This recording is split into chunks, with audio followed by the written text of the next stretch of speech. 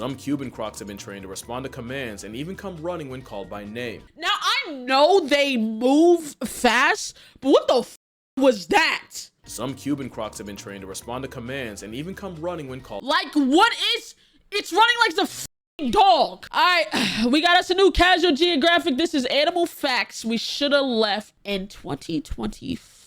Let's get it. These saltwater crocodiles in Indonesia have apparently learned how to pretend to be drowning to lure humans in who they view as prey. I'm gonna call this animal facts we should have left in 2024, because after this, I will not be speaking on this anymore. So this video went viral for obvious reasons. I really thought it was a joke, but from the comments and the sheer volume of people that tagged me, I guess not. So yeah, it's not, they're not pretending to drown. But the truth might actually be worse. You see these tiny dots, these pits on the crocodile? Well, they're pressure sensors, and a microdose trypophobia means a prehistoric sawtooth sledgehammer can detect the smallest vibrations in the water. A butterfly can go skinny dipping, and the oversized assault gecko can Oh my god! He just popped up out of nowhere.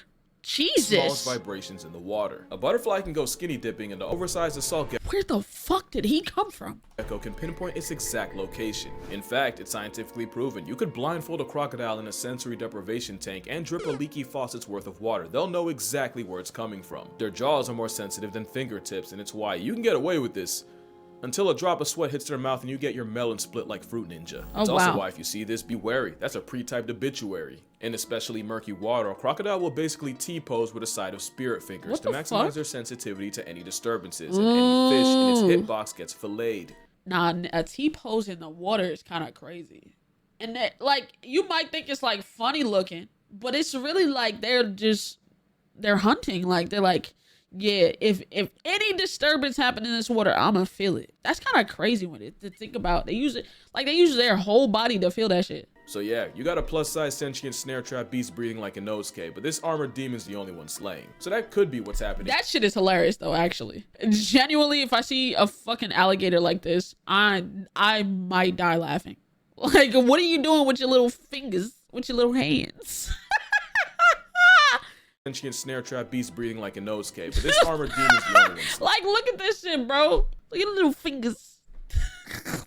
So that could be what's happening here. Or maybe the croc caught a body and just won't let go. Or he could just be dead, but definitely not pretending to drown. I mean, that would imply that someone witnessed the same living plot armor that disregarded 2 extinctions in water and tried to be a hero, and apparently did it enough times for the crocs to catch on. And it's not like crocs are stupid. Mugger crocodiles have been recorded using twigs and sticks to bait nest-building birds like egrets into getting close enough to get fouled. Some Cuban crocs have been trained to respond to commands and even come running when called by name. Now, I know they move fast, but what the fuck was that? Some Cuban crocs have been trained to respond to commands and even come running when called. Like, what is... It's running like the fucking dog. The fuck is that about? Yeah, they can run, by the way. Crocodiles have also been known to work as a team, where a researcher witnessed one scare a pig into a lagoon directly where 2 others were waiting. Hell, they even warn you in Australia to never camp or get water from the same place more than twice, because a croc will really recognize the pattern, memorize your routine, and then be right there to cancel your life subscription the next time. So yeah, for a brain in the weight class of a walnut, crocs aren't dumb, but sympathy baiting? That's a Bikram yoga stretch, and what surprised me the most was just how many articles reposted that video. MSN, like they BBC, are we idiots? Really have people out here thinking reptiles unlock the power of manipulation. Now, to be fair, that might seem obvious to you, but to someone who doesn't yap about animals for a living, or, you know, watch them, seeing it in an article could be all it takes. Yo, what the fuck is going on? This is the second time. Like, I thought the first one was maybe AI or some shit, but this is the second fucking one. Why do they do this? And like a verbal virus, it doesn't take much for it to spread. Yo. Every part of this is on my brain is like, this is too much information to process, bruh. So for the sake of my mental health, I'm working with ground news. Because if I have to argue with one more comment, I'm gonna lose something. My mind, my family, my freedom, it might get... He's like running. You ever seen a dog run and they start running to the point where they run sideways? This is like running from a fucking dog with oh my gosh, stuttered. I'm really appalled. Like I said, these stories only get airtime when people think a wild predator has the same thought process as a person. That's exactly how you get this. Otters show their babies when they are in danger to make the enemy. Yeah, I didn't ever believe no shit like this. I don't know where this came from. We're talking about otters. They're not exactly the emblem of empathy. Male sea otters will literally kidnap a pup while their mom's out hunting and hold it hostage until she gives up the groceries. Otters don't mercy farm. Oh my. You know, if nature's taught us anything, it's that a family ferret's more likely to throw its child into the abyss than ever try something like this. I mean, just imagine a sea otter trying to emotionally guilt trip a giant apex dolphin. That's another thing. Everyone calls them killer whales, but orcas are bully dolphins on steroids, whose original handle was whale killer. Yeah, you probably heard me say this many times. Well, I was wrong, technically. Let me explain. But it will get complicated. I literally remember them being called whale killers. So I'm gonna need you to lock in. After this ad, of course. So cetaceans are basically mammals that stole the fish's entire flow, not from fusing or merging, but from the evolution that's converging. There's two types of cetaceans, baleen whales, you know, the toothbrush bristles for teeth type, and toothed whales, for obvious reasons. Oh. Okay, now here's where it gets complicated. The toothed whale family reunion is massive. You got everything from your flipper paralysis demon, the false killer whale, to the virtually extinct vaquita. There's 10 families of toothed whales, and within these 10, there's a superfamily with 6 of them called Delphinoidea. Superfamily Delphinoidea is where you have your oceanic dolphins, porpoises, along with narwhals and belugas, because they're related for some reason. Cue the narluga. Also, notice I said oceanic dolphins. The fuck is narluga? Cue the narluga. The fuck is that? They inbreeding over there?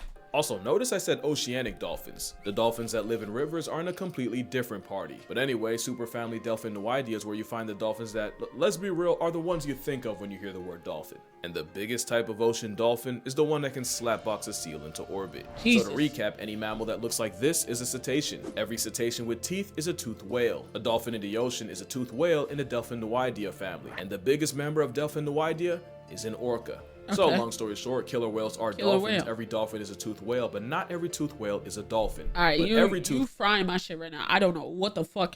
Yo, I've heard so many cross facts just now. I'm gonna just say hell yeah. Hell yeah. Type shit.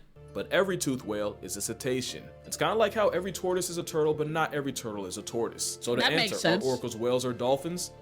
Yes, they are.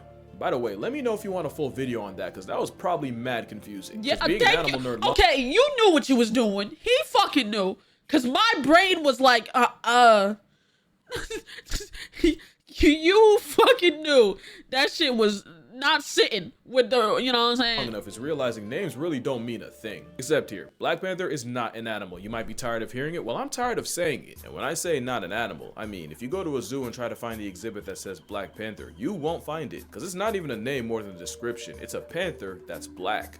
And remember, panther is just any cat in the Panthera genus. So any lion, tiger, jaguar, leopard, or snow leopard in black could be a black panther. But because the mutation that causes it is dominant in jaguars but recessive in leopards, most Black Panthers are just jaguars with 10% tint. But Black Panther itself is an actual animal. That'd be like if we called every black wolf, fox, or coyote a black canine, but then acted like black canine was its own thing. It's not real. And you know what else? Alpha wolves are not real, I swear to God. Actually, they are. They are real, but only when you put a bunch of wolves that don't know each other in a zoo and they have to figure out stuff on their own. That's actually what happened. In the 1930s, Rudolf Schenkel studied wolves in a zoo, and after watching more fights in phase in a telenovela, he just figured that wolves determine group politics by tearing each other apart. Biologist David Mech built off his work and came up with the term alpha wolf. What they didn't realize was that the wolves were fighting over resources, not rank, and by putting a bunch of randoms in one place, they basically created Real House Wolves of Switzerland. Real House Wolves of Switzerland is usually just 2 parents and a bunch of their kids. What folks kept calling the alpha wolf whole time was just their father. Now, because I've done this before, I know someone's gonna comment, well, if they're the lead wolf, they're still the alpha. The problem is, the whole alpha thing implies that the lead wolves got there by beating the others like a Cherokee drum. Really, it's just seniority. Also, another thing I never thought about until right now is once the kids get to about 1 or 2 years old, they dip and try to form their own pack. In a zoo, you often get the same adult wolves around each other constantly, and like any reality show, eventually that leads to tension that wouldn't be there in a normal pack. So normally, you wouldn't see any alpha wolves in the wild, and the same guy that came up with that would spend the rest of his career trying to take it back. And just as a final middle finger to anyone that still wants to argue, when the term alpha male was first used academically in 1921, it was by zoologist Shouldve. Hey, bro, I don't think you realize the impact, the negative impact you had on the word The word you made, the word you construed, the word you fucked us up, bro. Ruined us. It's not your fault. You didn't know what the fuck niggas was gonna use the word for, but holy shit, you fucked us up, bro. And he was referring to a chicken. I'm not even kidding. He was talking about the hierarchy where lower status poultry will get pecked on by higher ranks. That's literally where pecking order came from. So the next time a man tries you with that alpha male just know he's taking cues from a temperamental chicken nugget. Also, chickens are confirmed psychopaths. If one chicken starts bleeding, the whole flock will jump in and peck it to death. I think the worst thing is that people took the alpha dog thing and got convinced that's how you make your actual dog respect you. Cesar Millan has done an absolute masterclass of misinformation on the dog community. You really got folks thinking you gotta flex on an 80-pound pit bull to keep him in line. Imagine trying to play alpha with Cujo on creatine. Hell We've no. gotten a lot wrong about dogs, and probably the worst thing, that a tail wagging means happy. That fact alone has probably gotten more people bit than anything. Basically, a tail wag means excitement. Excitement can mean seeing their person come home, or it can mean fear, anxiety, or the last warning before they put a canine-sized hole in your hand. And the faster the tail, the more excited Fido is. The question is, what kind? Well, science says a tail favoring the right means the vibes are good, but a tail leaning left could mean stress, so best to be left. Oh, Alone, really? That is a lot more complicated than I just made it sound, but long story short, a tail wag is like a smile. A smile can mean someone's happy to see you, or might even think you're cute, or that waitress is just doing her job and doesn't want to get hit on at work. I did not know that. If you expect your dog to learn how to parlay people, then the least you can do is talk tail. Oh, another dog thing that's been bothering me for years is that Chihuahuas are the spawn of Shaitan. Now, I get the little dog thing. I've been personally victimized by many an ankle biter. No, well, hey, they are spawns of Satan. They are. Look at this little demon, bro. Come on, like, let's not lie. But with dogs, there's usually a why. You just gotta look deep enough. Huskies are known for being donkey stubborn toddlers on 4. Come inside. But Huskies were also bred as sled dogs, and not only would they have to be independent and make decisions in a dangerous work environment, sometimes they'd have to be willing to go against orders if those orders went against their better judgment. It's actually called intelligent disobedience, and for football fans, it's basically an audible. It's pretty important, because, you know, That's if Russell Wilson crazy. had it, maybe he would have ran the ball. Oh shit. Beagles are basically walking instruments, but they were bred to hunt rabbits in thick brush, and that same baying keeping you up at 2 a.m. was how they communicate with hunters. So why are Chihuahuas like that? You know, I don't even think it's a Chihuahua thing more than a little dog thing. But I have my theories. A lot of times, Chihuahuas don't get socialized with other dogs early on. So the first time they see a big dog, which like any dog to them is a big dog, it probably scares the daylights out of them. Also, I think a bigger thing is owners be letting a lot of bad habits slide just because they're travel size. So eventually it escalates. Let it be a Doberman and suddenly they'll know discipline. Actually, that's my biggest thing. A lot of owners won't. True. Actually, facts. Because a lot of shit that the Chihuahua owners let slide, they would not let slide as a bigger dog because it's more of a threat. That is very true. Because if Sterling was to snap at me like the way that, like, I've had Sterling has snarled at me sometimes, and like he gives like if he's in pain, cause like he did it at the vet, like he was like the lady was like touching his hip too much, and he did like a little snap, like, yo, I don't like this. You know what I'm saying? But it's never been on no, oh, it's like, I don't like this. You know what I mean? So it's like, the way that the dogs will snarl and like constantly at a person, I would never, like, you know what I'm saying? He's very respectful. He respects me. He just doesn't like certain shit. And I get that. You know what I'm saying? But these dogs be on go 24/7. If Sterling was like that at his big ass size, I'd have to get rid of him. Won't correct bad behavior when it comes from a Chihuahuano. In fact, I've seen a lot of y'all encourage it. I've always said if a Rottweiler acted like a Chihuahua for a day, he'd be dead by dinner. Also, often what looks like aggression might just be fear. And if your dog tells you he's afraid and you don't listen because you think it's cute, but that's how you end up with a dog version of David. Size might be part of it too, but it probably has less to do with it than people think. Long story short, if I see a kid wilding in Walmart, I'm gonna look at the parents. And likewise, I'm gonna blame the dog owner before I blame the dog. No clever transition, but another thing I've heard is that male lions don't hunt, or better yet, that male lions are lazy. And I can tell you exactly where it came from. You see, lionesses use the power of friendship to run down prey in open areas. It's pretty hard to miss. Lions are bigger, bulkier, and with a whole afro equipped, they had to switch up the playbook. So instead, male lions ambush prey by camping out in dense brush. Research shows that male lions pack up prey as frequently as females. It's just that in the olden days, you'd probably never see it. Also, before male lions even get a pride, they're in their nomad arc. Oh, they be lying on the ground permanently if they didn't hunt. Now, to be fair, male lions do stop hunting as much when they're in a pride, but not completely. They'll often get involved to bring down bigger, riskier prey like buffalo that lionesses might struggle with. Basically, the lionesses run them down and the main mercenary delivers the final blow. Now, they do only get involved about 10% of the time, but it's not because they're lazy.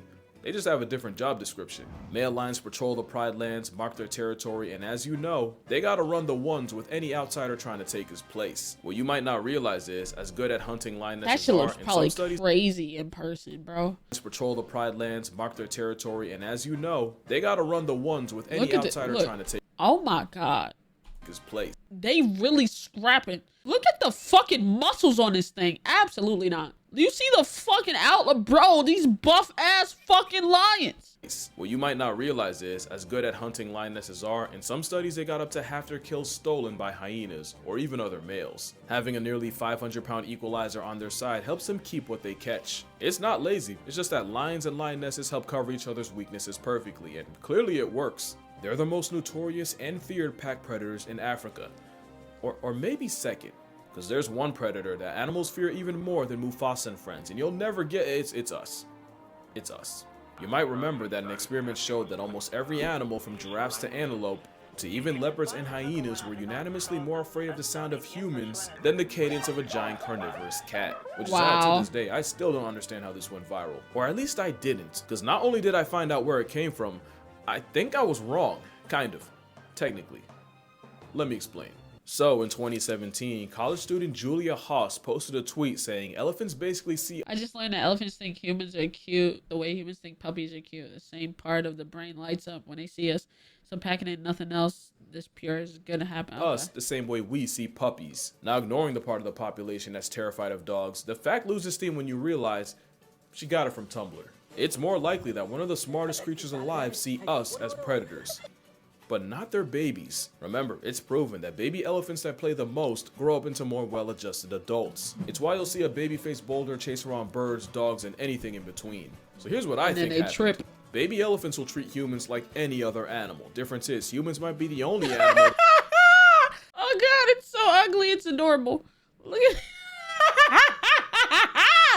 that'll see an 1,800-pound toddler barreling towards them and welcome it. In fact, the premature pachyderms probably realize that a hairless bipedal ape gives them the best response. So it's not really that elephants think we're cute, it's that baby elephants think everything's cute. Nothing behind them eyes. Bro, not a single fucking thought. Not a single thought behind— not a single thought behind them eyes. Oh my god, bro. Be the only animal that'll see an 1,800-pound toddler barreling towards them and welcome it. In fact, the premature pachyderms probably realize that a hairless bipedal ape gives them the best response. So it's not really that elephants think we're cute. These little motherfuckers childish as hell. The elephants think everything's cute, us included. And I'd bet that's where all the videos of 1-ton 2-year-olds manhandling people came from. And I wouldn't even believe that if I didn't nearly become one of them. Yeah, I went all the way to Chiang Mai to get bullied by an elephant's child.